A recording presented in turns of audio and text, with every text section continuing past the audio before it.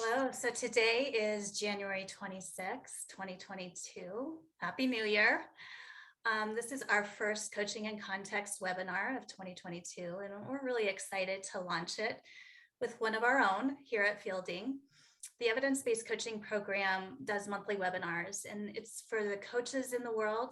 It's for our learners, it's for prospective students on topics that we feel will deepen the practice of coaching in the world. And this topic is one that I am very excited to launch us with. And let me introduce our speaker. Dr. Allison Davis White-Eyes has joined Fielding. She is our Vice President of Diversity, Equity, Inclusion. She started last October, so she's been with us 3 months. She has a bachelor's in history from UCLA. She also has a master's there in American Indian Studies with a specific focus on history and law. And then she has a PhD from OSU in adult higher education with an emphasis on international education. And she is also an affiliate faculty with the School of Public Policy, School of Language, Culture, and Society. We're so thankful to have her here and to bring this interesting and relevant topic. Today is eligible for resource development, ICF-CEU. So if that's something you're interested in, you need to stay for the entire session, and I will put an evaluation link in chat, and we'd ask that you complete that within the next 24 to 48 hours. So I'll put that link in about 10 minutes before the session ends. The session is being recorded, so for those who listen to it later, you'll have this. I do want to let you know this is an interactive session, so at some point we'll be putting you into breakout rooms for further deeper discussion. And during that time, I'll hit pause on the recording. So I think without further ado, Allison, I'm going to turn it over to you. Well, thank you so much, Carrie, and thank you everyone for joining us here today for this presentation and interactive session. The title of this session is Lateral Violence to Lateral Kindness.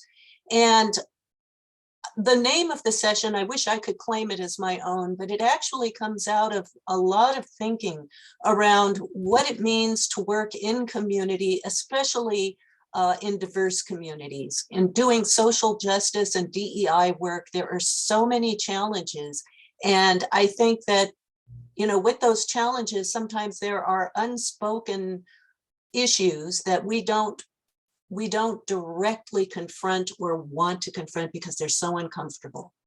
And sadly to say, in doing DEI work and social justice work, I'd say one of the key areas that we all need to be aware of and do more learning about, and actually more exploration into, is lateral violence. And the reason I say that is because lateral violence has history and roots. And so this session today is really going to do a mini exploration of that history and the roots and the reasons why.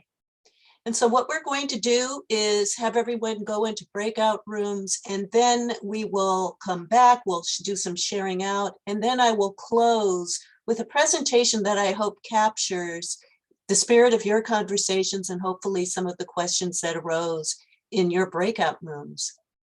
So I say that because we all need to be mindful of the work that we do, especially as it relates to raising up humankind. And this work is so important that moving away from some of our habits of lateral violence to lateral kindness is one way that we can help advance DEI and social justice efforts. I wish I could say that lateral kindness is a term I came up with, and I just want to let you know that this is a term used, actually it was created by the First Nations Directors of Health in Canada. And it actually has been practiced in Canada, primarily in public health among Indigenous communities, but also in the nursing community, where there have been documented, and there's a lot of scholarship around lateral violence in the nursing profession. I think it's very profound and very interesting to note that where we see lateral violence the most is in the professions that you would least expect it. It's in the professions of caring.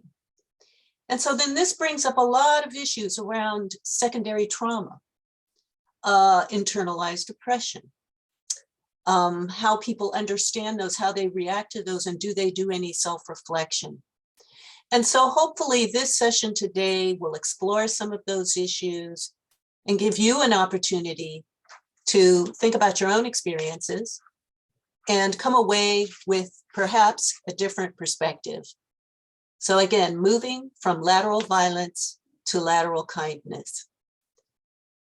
So a little bit about myself. I want to thank Carrie for the introduction. I'm new here to Fielding, came here on October 4th. I served at Oregon State University in different capacities and at University of Oregon, working in DEI for many years, led units, worked with colleagues. And I think for me, it was a journey, not just for us as a team, but for us as individuals. And if there is one thing I learned in doing DEI work, it's the power of self-reflection, the ability to look at yourself honestly and boldly and confront, literally confront some of your own perceptions, some of your long, hard-held beliefs, some of your own internalized oppression. And I have to say, of all the self-reflections that I've had that were the hardest, at least for me as a woman of color, was my own internalized oppression. That was the hardest one for me to tackle because it meant going to places and thinking about things that had happened that I had locked away and that I had not confronted. And in not doing that confrontation, sometimes we hurt others. So it is so important. Self-reflection is so critical and important to this work.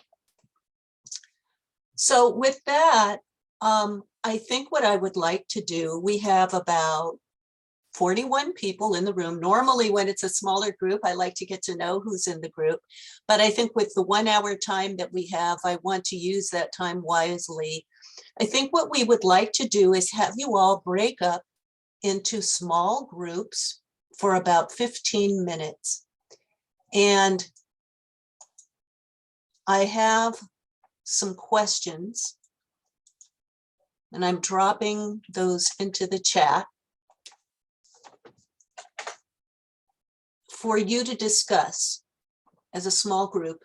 And then we'll come back and we're going to piece through and break down some of your conversations through a series of questions. Does that work for everybody?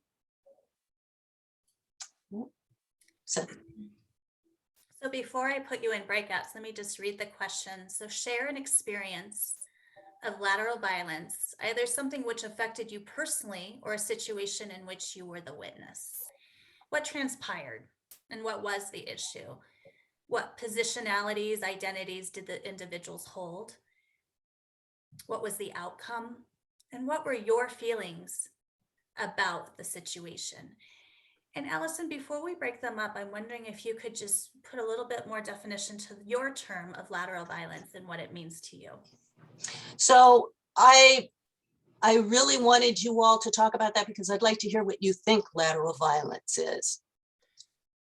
So I really want you to have that conversation about what you think it is. And then we'll come back because then I'm going to break it down about what lateral violence is. And there's different definitions, but I think the one that we will be focusing on will be talking about lateral violence within communities of difference. Allison, I think that some of us may be unfamiliar with the term period. I see. Okay, gotcha. That's very helpful for me. So lateral violence, maybe it's helpful if I reverse this presentation and just do the presentation first and then have you go into breakout rooms. So let's do that. So I'm going to, can you see my screen? Yes. Great. I'm going to go into presentation mode. Wonderful. All right. So instead of having a bulleted agenda, I thought I'd really have questions for you all. And my thought was for this to be an interactive session. But as I found out, this is really more an information gathering session. So the agenda was to cover some of these large looming questions. So what is lateral violence? Who are the main perpetrators? Who are the main targets and why? Why is it so pervasive, and under what conditions and what ways does it manifest? And so you can see I had a series of questions and then some conversation questions for you all to go over. But we'll go through the presentation first, and then we'll cover some of these conversation questions. So what is lateral violence? Well, you know, the concept of lateral violence has its origins in literature on colonialism from Africa and Latin America and other colonized countries, as well as Jewish people and women. The process of colonization and other forms of oppression have their roots not only in the violent subjugation of groups, but also more insidious forms of social control. So in order to establish power and control, the colonizing powers position the groups between being colonized as inferior to themselves. And when we do that, we take away people's humanity as well as their cultural identity and their existing power structures and ways of life. And there's lots of theoreticians who have talked about this, and you've probably read some of these, for instance, Paulo Freire or Frantz Fanon, who talk about what this process, this historical process of colonization has done to certain groups of people. And they argue that what has happened over time is that colonized groups have internalized the values and behaviors of their oppressors, leading to a negative view of themselves and their culture. And what ends up happening is this results in low self-esteem and the adoption, quite frankly, of violent behaviors. So you can see here in this graph here that we have a sort of a historical outline. Now, keep in mind, this is a Canadian outline, but I think the Canadian outline really does work well in the American context. So we see contact, we see stolen resources, we know about slavery. We've had dislocation of entire populations during colonization, of course, disease, substances such as alcohol, drugs, residential schools, otherwise known as boarding schools, the confederation, not just of states, as in the United States, but also the confederation of tribes, moving tribal people, relocating them to new territories and reconstituting whole tribal communities. We've had medical research done on some various communities, not just in Indian hospitals in Canada, but in the United States and among different ethnic groups within this country. We've had police and criminal justice issues. I think we've all seen some of the George Floyd and defund the police movement that was trying to raise this up as an issue. And we have seen various policies that have affected specific communities. And you see two here that are brought up in the Canadian context, Indian Act and Indigenous policies. But keep in mind, the United States has similar policies and acts. And then you see here the 60s and millennial scoops. What they're referring to was the removal of children, primarily Indigenous children, but certainly children from many other demographics, into foster care. And we all know that this has also created some tensions in many, many communities. So we have this history, as you can see, this long history. And if you think about this history beginning at contact, when we think about contact, what are we thinking about? We're thinking probably around 1600s, 1700s. When you think about contact and you think about where we are today, then you have to stop and think, wow, this process has been going on for over 400 years. Think about how many generations of people have been living under these sorts of regimes, because that's what these are regimes. So we have a history of harm that creates pathways of disruption. This is a quote from Audre Lorde. I don't know how many of you know who Audre Lorde is. Audre Lorde is amazing.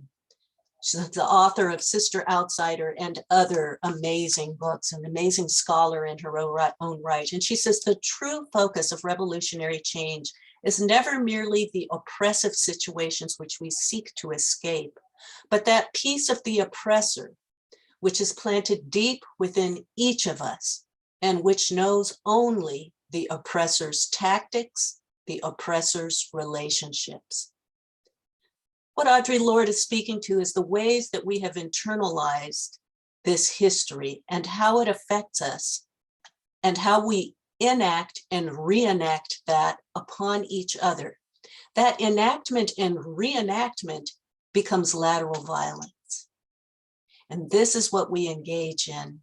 And this is what happens oftentimes in working with communities of difference, in working with communities that have been colonized, in working in DEI, we need to be aware of this, and working in social justice movements.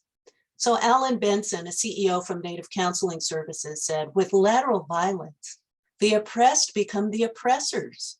We have internalized the pain of colonization and our oppression, and we have taken it into our communities in the factionalization and in the gossip. Now, some people might say, well, factionalization and gossip is hardly violent behavior, and, really, can't you all kind of control that? And it's not that simple. What Alan Benson is referring to is the culture and climate that gets created in these situations.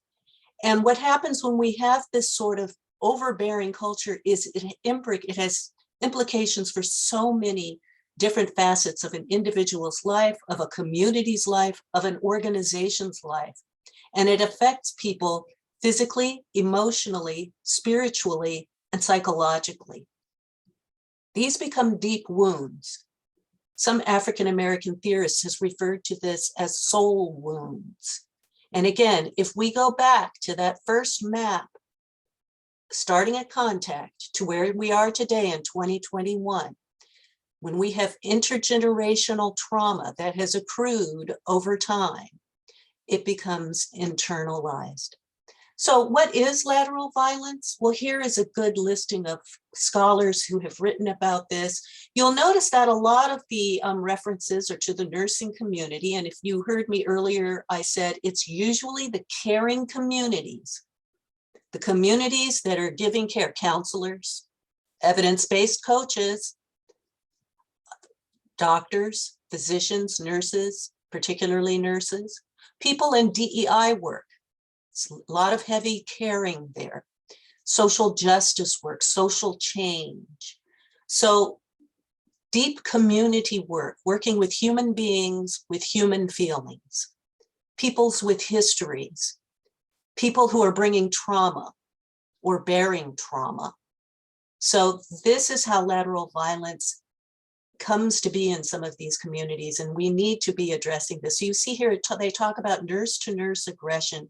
This is what we see in many communities of difference. There's, and you've probably seen this in the news, and I hate to use some of these terms, but you see mention of Black on Black crime, for example, where you hear about how in certain Indigenous communities, the crimes that are committed between Indigenous people and so on.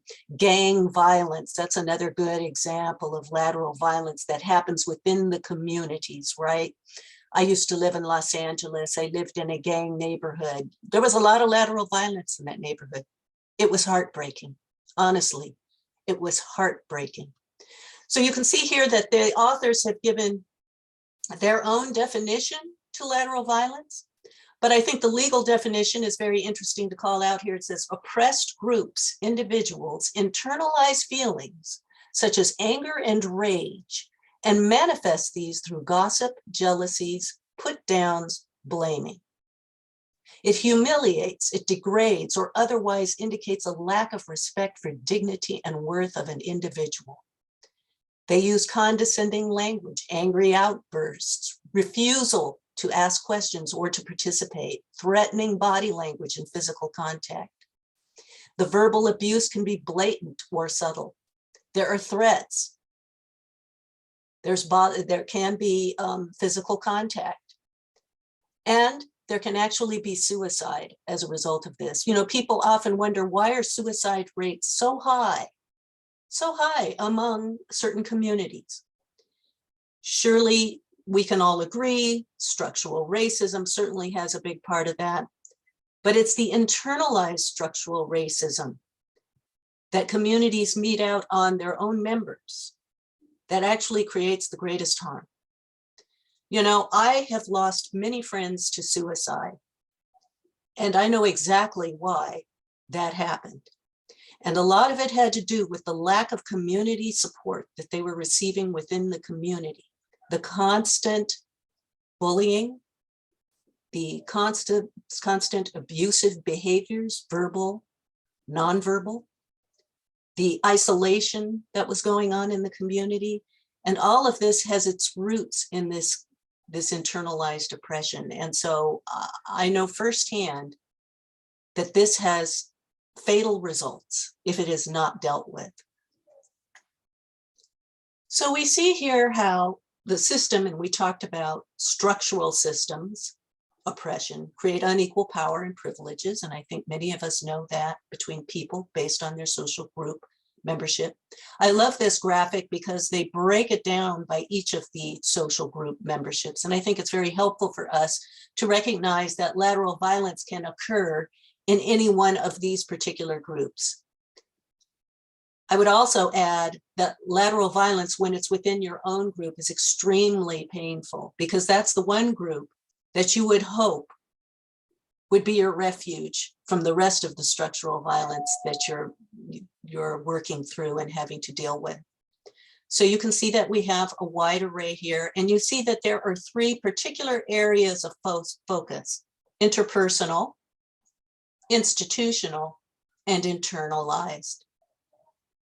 It's this internalized area that is most important. And you will see that I have listed that what happens when we have internalized the oppressor's tactics and dialogues about ourselves is that we develop group self-hatred, low self-esteem, and self-loathing. We have low self-esteem in addition to lack of respect for others. Oppressed groups or individuals internalize the feelings such as rage and anger and then act them out on one another. So how does this show up? Well, you probably have all seen campaigns recently focusing on Black self-love. Well, there's a reason that there's a focus. It is because internalized oppression has become so deep and such a soul wound that people actually struggle to find ways to find that sort of self-love and affirmation. So group self-hatred is very real, working against implicit bias every day and having to work against stereotypes every day creates this sort of reaction, sort of hypervigilance in many communities of difference. And this constant having to work against feelings of self-loathing, of low self-esteem, of self-hatred. Sometimes these internalized mechanisms turn into judgments about people within our own groups, within our own communities, to the point where we will hold people within our own community to a different standard than we will, say, dominant society groups. This results in lateral violence when we turn against our own community with a totally different set of standards than we would have for dominant groups. This happens a lot in higher education, where in certain instances, you will have people of color or from communities of difference who have risen in the hierarchy or in the ranks and would rather to hold their own or to maintain their own positionality, make sure that the people within their group are not allowed the same rights of access, if you will. So we have what is often referred to in some communities of color, and you probably have heard these terms. They'll say that person's, an Uncle Tom or, a house Negro or language like that. Well, that's where a lot of this comes from. And this is rooted, again, if we go back to that historical trauma map, we go back to the colonial beginnings and how all of that has been inherited intergenerationally. So intergenerational trauma, I think this is a really nice chart. And again, all of these, I have put the citations on so that you all can look these up and use these in your own research. But you can see here that we have different types of intergenerational hate and conflict.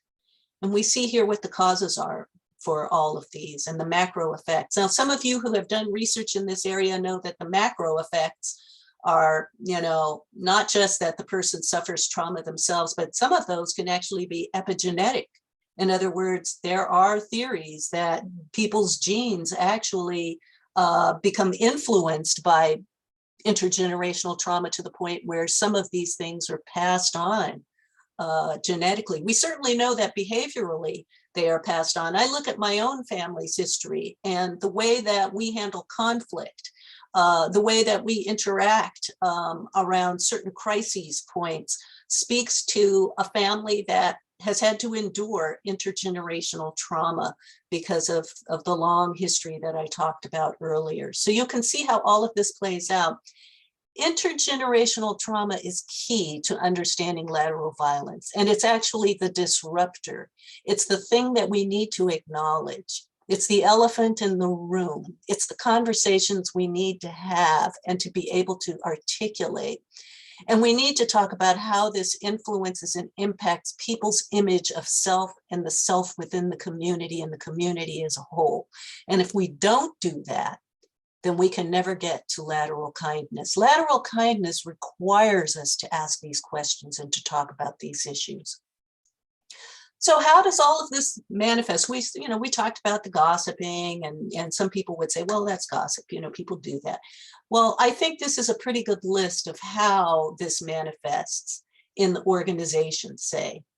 Some of you may have experienced some of these. If you're in an organization that's experiencing some of these, then you're in a toxic organization.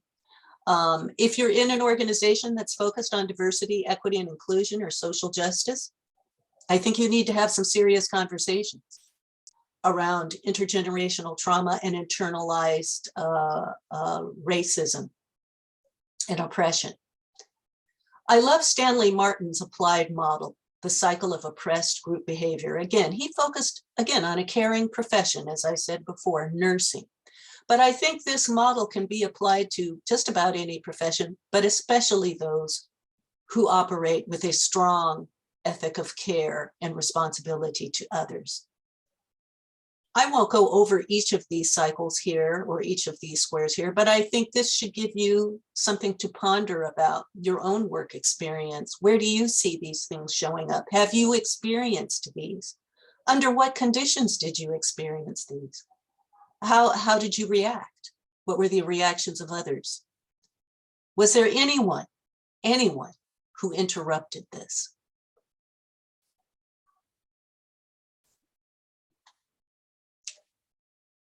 As we look at our own work, our own professions, and many of you are professionals here today, I'd ask you to look at this model here.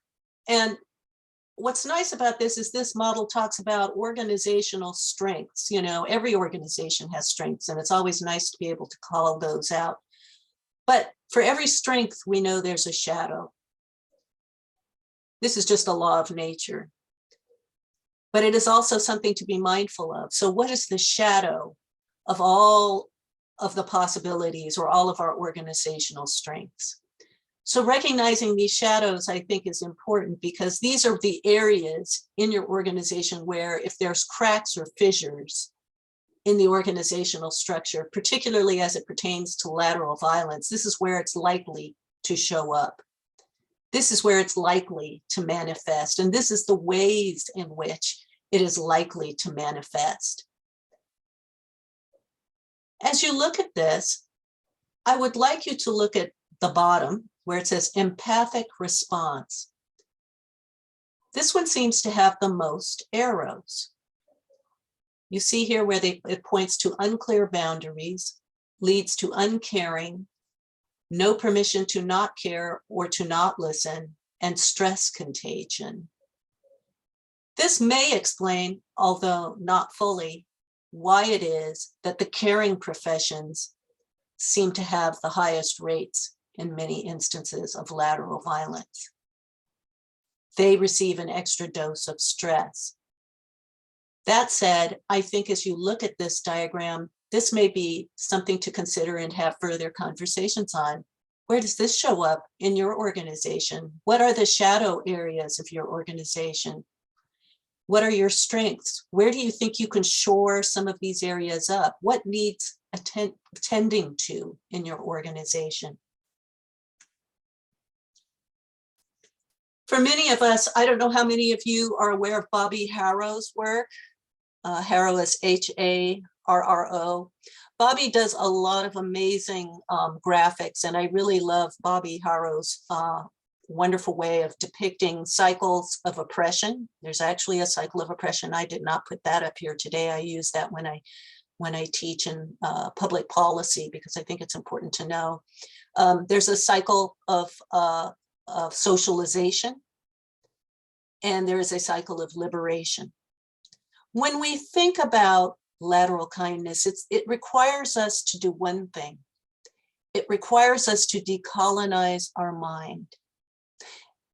Remember, I started the slide with the historical overlay of what we have all inherited, regardless of our race, gender, nationality, or citizenship. If you're here in the United States, you inherit this legacy, this history of colonization here. And if you're in other parts of the world, I'm sure you have some history of some sort around colonization. But we need to decolonize our minds. And that means taking some steps back and asking questions. It means doing the hard work that I talked about earlier of self-reflection. It means developing a sense of kinship and understanding our relationships with one another. This means finding balance between ourselves and people in our community or the people we work with. You know, decolonization requires us to have a different worldview, a view of the world that not only critiques what colonization was and still is, but what needs to be done differently. And it needs to move away from abstracting human beings to understanding that human beings and human relationships really are sacred, that every conversation is a relationship. It is about being in good relation to one another and being in balance with one another. And as one scholar said, kin is the core word in the word kindness. It's about finding the kinship. And that is where kindness should emanate from. This is hard work. This requires us to have a focus on compassion and empathy, and to move from these sort of sentimental understandings or surface understandings of love to agape, to bring in a Christian term or a Greek term, to really having that sort of love for humanity. This requires a great deal of discipline. And in order to do this, we have to liberate ourselves from, quite frankly, our own self-hatred. And this is particularly true for communities of difference who have had a long history of being delegitimized in so many systemic, ways. So this liberation leads to our own self-actualization. But I will say this, it is a journey. And as I shared with you earlier, it was a journey for me, and it was not an easy journey. So how do we get there? Well, there's lots of different suggestions and recommendations by many scholars. And for those of you who are working in the counseling professions, I'm sure that you know many of them. But there were some that I thought were particularly important to call out and needed to be highlighted. Of course, connecting to our own vulnerability. You know, in order to have a healthy community, we all have to do our own internal work. So connecting to our own vulnerability is not easy to do. It means confronting those things that are quite frankly the most uncomfortable, and confronting the fact that we may have fallen short in certain areas. We may have given in to an impulse. We may have misjudged or overly judged somebody. We may have held some people to a different standard.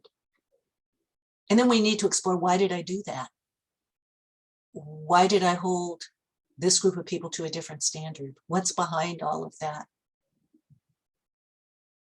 You know, why am I not as willing to collaborate Why am I stonewalling? Perhaps you've heard of John Gottman's work on the 4 horsemen of the apocalypse, right? Criticism is one of them. Defensiveness, contempt, stonewalling. 4 behaviors that people engage in that create even more strife and more lateral violence in an organization or a community. Criticism, defensiveness, contempt, and stonewalling. We need to understand our own triggers. All of us have triggers. I have my triggers. I think I'm pretty aware of them. I really try to be aware of them because I know that when I'm triggered, I'm likely to go to criticism, defensiveness, contempt, or stonewalling. And I want to avoid those. Those are the 4 things I want to avoid. So understanding our triggers helps us in working with others and helping others de-escalate, if you will, some of their own triggers.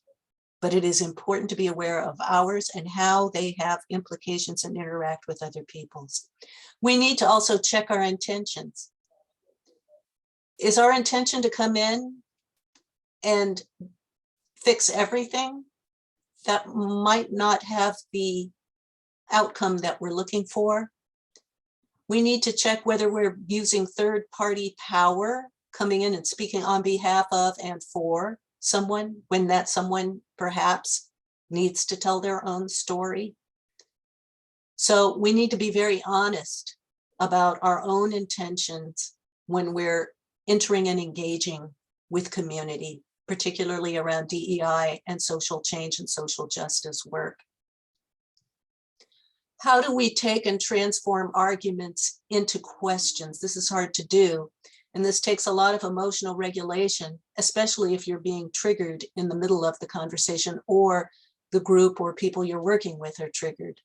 But it helps to use what is often called appreciative inquiry to not only de-escalate perhaps your own triggers, but to really inquire deeply and to listen deeply to what the other person is saying and to hear what the other person is feeling.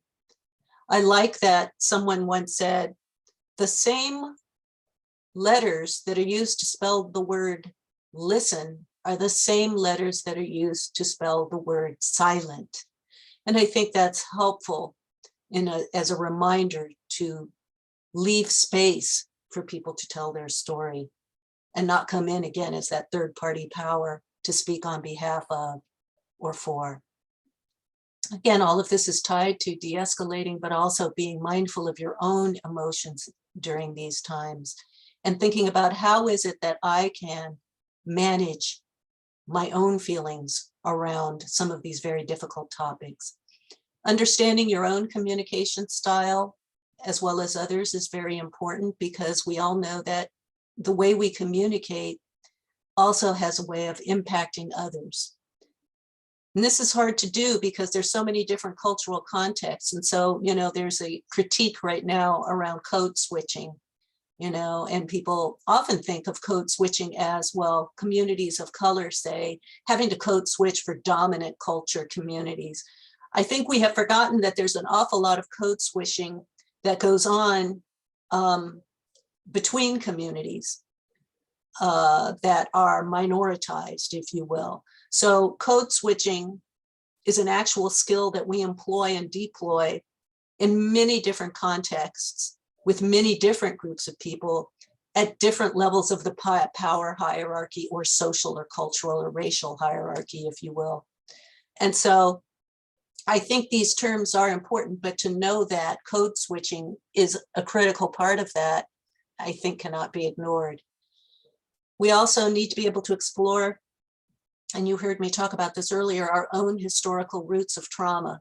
This is not easy to do. I can tell you this is extremely painful. It's actually an area that I have in many ways tried to avoid dealing with as a human being myself, but I realize you have to confront this. So understanding that and being able to help others in the community speak about this is not easy. And yet that's part of the healing. That's a part of getting to lateral kindness is being able to acknowledge and articulate and talk about the historical roots of trauma, and within that, not stay stuck there, but to find agency to move forward by interrogating reality and provoking learning for everyone. You know, healthy relationships include both confrontation and appreciation. So we can't say, well, it's all going to be fine once we get to lateral kindness, everybody's going to be nice, and we're not going to have disagreements. No, we're going to have disagreements. But it's the way in which we enter into the conversation and the way in which we leave the conversation that's so important. It's how we communicate. It's how we transform arguments into questions. It's knowing the historical roots that lead to the triggers in individuals and acknowledging that and being able to talk about that. But we have to be able to do both. We have to be able to confront and appreciate. That is what lateral kindness is really about, the ability to do just that with love, with an understanding that at the end of the day, I have not diminished your humanity, nor do I feel my humanity is any less. We are in this together. That is where we should be coming together. So I put this up here because I thought this was absolutely beautiful.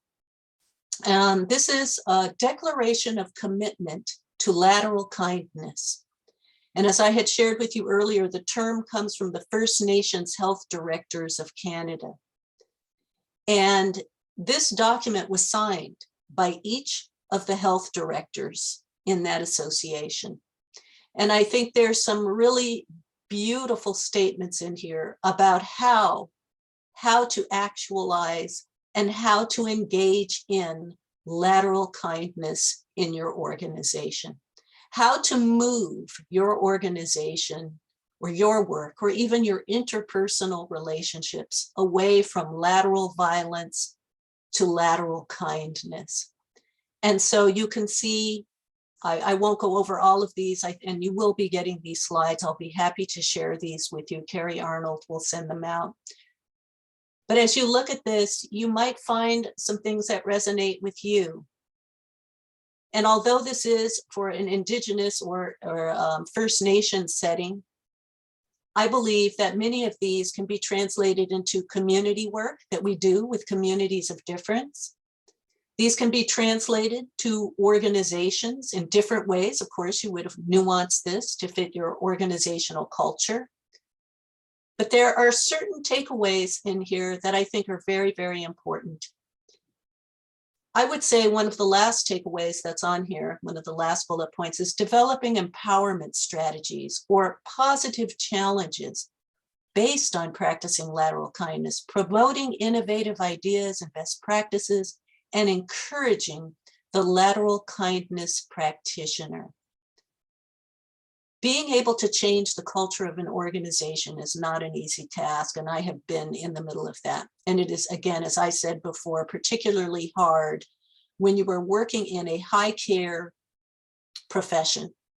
It's also particularly hard when you're working in diversity, equity, and inclusion work, because you already, knowingly or unknowingly, are bringing all of your historical trauma, any complexes that you have around your own lived experience into the work. I had actually had to talk to a staff about that you need to be self-aware to know that you do carry those. And you have to be willing to do your own inner work to understand that, work through that, and acknowledge it, articulate it, and find the agency and the power, and quite frankly, the beauty and strength and resilience in that. Because it's when we reframe our history from one of trauma to one of resilience, strength, and beauty, that's when we begin to liberate ourselves from self-loathing to self-love, from self-loathing to agency, from self-loathing to loving others as well, because you see, I traveled on this road My ancestors traveled on this road, and I am here today. And I am here today to share with you so that together we can move everyone forward. This is how lateral kindness blossoms and grows. So developing empowerment strategies, particularly for people doing DEI work, is so important. It's also important to call out the behavior in a way that people can hear it in the organization. And sometimes this needs to be done in one-on-ones, calling people out, and there's different cultural experiences around calling out in public that are not conducive to moving things forward, but having deep conversations with a colleague one-on-one is helpful in helping them unpack this, because this is really having to do some deep dives into their own personal and family history sometimes. So I want to close so we have time for questions and comments. I don't think we'll have time for breakouts. I'm closing with this picture. This is a painting by one of Canada's famous Aboriginal artists. His name is Alan Sapp, and he is Cree. And this is a painting of a round dance. And you see 3 men here singing with hand drums, and you see people standing in the back. These 3 men are singing with one voice. They are, at this moment, one voice and one spirit. And that's the beauty of lateral kindness, is that it can bring us together to be one voice and one spirit. Each man brings his own perspective to the song, his own rendering of the song, but they are able to sing together. And when we have lateral kindness and we're able to sing with one voice, all the people who are in that circle will dance in unison. We can actually become one. We are in unity with one another. This is what being in community is all about. It is about being in communion, in union with one another. So I close with this painting by Alan Sapp, one of the national heritage award winners from Canada, because he was able to paint and capture what it means to be in community. And in all of his paintings, what you see is the kindness, the kindness in the community when it is working together. So that is my hope for this presentation. And I'm going to open it up now for conversation. We close out the slides. So there. And so I'm curious. There. All right. Sorry about that. I had to get used to turning PowerPoint off. So in the time we have about 10 minutes. I guess I'll just take questions at this point in time. Any thoughts, questions, perspectives? Yeah, and go ahead and take yourself off mute. We'd love to have your voice in the room for your questions and comments. Asa. I just wanted to say we can kind of parallel this to the trans community as well. Would definitely agree, Asa. Would definitely agree. Josie? You're on mute, Josie. Thank you. You think in 2 years I'd figure it out. Thank you so much. Gosh, this has been such great information. I'm actually going through some of this self-reflection right now in some of the coursework that I'm doing, but and just noticing that I myself was guilty of the lateral violence when it came to people of my own culture, because I was raised in really a white community. All of my friends were white. And so I projected those judgments on people of my own culture. And so just through, again, a lot of learning and self-reflection, it's been very helpful to have, again, more information on really, you got to take a look at yourself before you can start looking at other people and judging other people and even helping other people, because you have to help yourself through that. So I really appreciate what you shared here. I guess one of the questions that I have is, these can be very sensitive topics in an organization, and what would be an approach that we could use to introduce something like this, within our organizations? Josie, thank you so much. I think that's a great question. And I would suggest that you sort of take pieces of this to introduce to them. And I think the way I would approach it is I would start with a presentation or have someone come in and talk about historical trauma. Just start there. So the way this PowerPoint was structured, you could even take this structure and have pieces done as, say, workshops or professional development for your staff, and you have one that's on historical trauma. Then you move to intergenerational trauma, because people will relate to that. They go, I can name a few things, right? And then when you get to the internalized depression, that's when people are going to experience emotions. But you want to prepare them. And so setting the stage with different workshops, historical trauma, then intergenerational trauma, and then we get to internalized depression. And then we need to work through and have them do, and I would get a facilitator, have somebody who is very well coached in how to help them unpack some of those pieces. And then we get to, and so what do we do with that? And that's where we move to lateral kindness, because we don't want to stay stuck in problem admiration.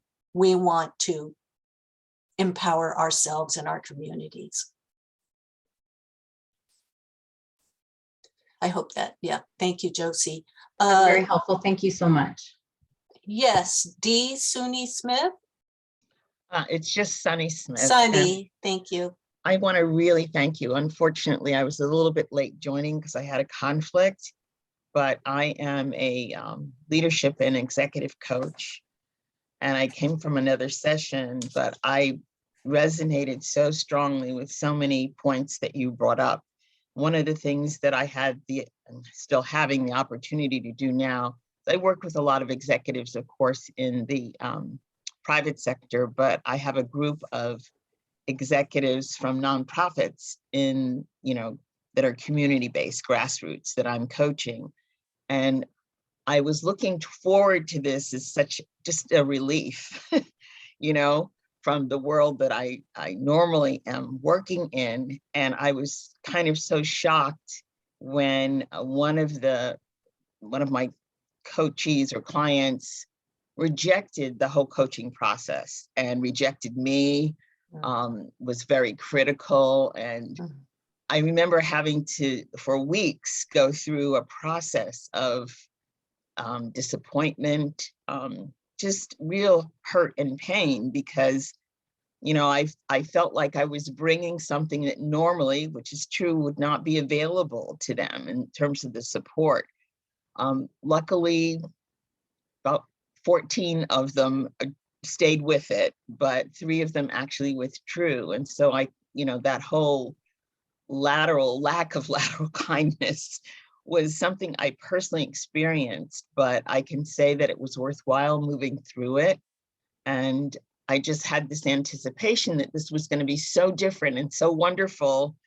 And, from the norm that I had, the normative groups that I have worked with. I mean, there's some people of color, and I call it the George Floyd effect, who have now are in really executive positions, and they get there and they specifically request a coach of color.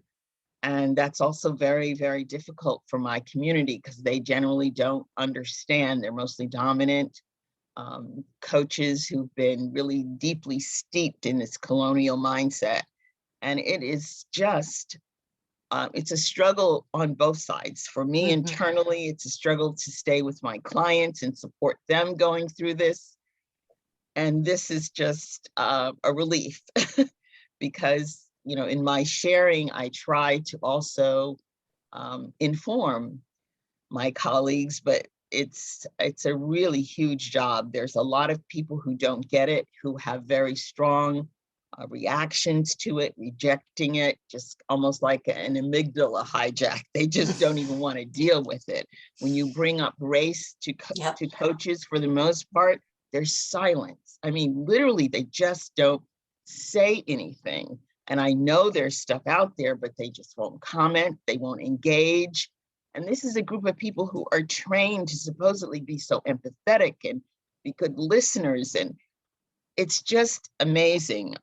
So I appreciate what you've done today. I'm going to have to go through, you know, the slides and everything all over again, but I cannot wait to share some of this in my research and in the work that I'm doing. Oh, thank you so much, Sunny. Really appreciate your words and resonate with the words both of Josie and you and Asa. Thank you for calling out trans issues. There is a movement for a two-spirit as well in Indigenous communities, and you're absolutely right about that, Asa. I was just going to say, yes, you will be getting all of these materials, and I am happy at any time if you want to email me for other resources, please feel free to do so. Karen?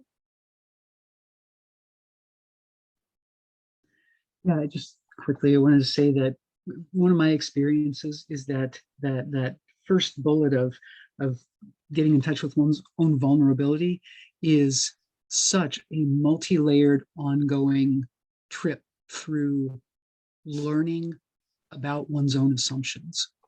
Like it just cannot be done all, speaking for myself, cannot be done all at once.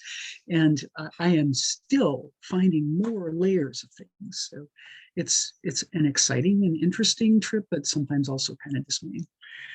And then the graphic that had the organizational strengths with the shadow responses on the outside, I think that is another piece that could be really useful bringing into organizations, because, for example, a lot of people would recognize the empathy piece and then those kind of shadow manifestations of it through their own experience. That's it. Thank you, Karen. Yes, I wish I had had that graphic when I was a manager.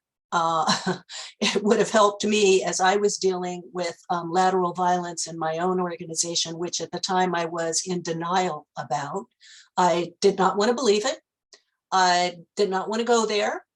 I felt everybody should be able to do their job. And I have to tell you, it was a humbling and yet very painful lesson for me to learn that I really needed to deal with this. And not just with my colleagues, but with myself. And I think that's where the liberation begins. And you have to be able, if you're a manager, I would say you need to be very mindful that this phenomenon actually does exist and that it's very real, and it's very important to address. I know we're at time. Dr. Arnold, I don't know, we're at 12 noon now, so. I'm wanting to be as porous as possible and soak all this in. So the video will be available. Her slide deck will be available. You'll be getting an email soon, probably in the next 24 to 48 hours with all the information. So thank you just for being here, Allison, and just holding us so we're wrapped in this messaging you've given us. So thank you. For those who like to come to these monthly webinars, our next one is in February on the 23rd. We are going to have Claire Breeze here talking about mindfulness in coaching, and that will be available for a core competency ICF-CEU. So be on the lookout for that. And thank you so much. I hope everybody has a wonderful day.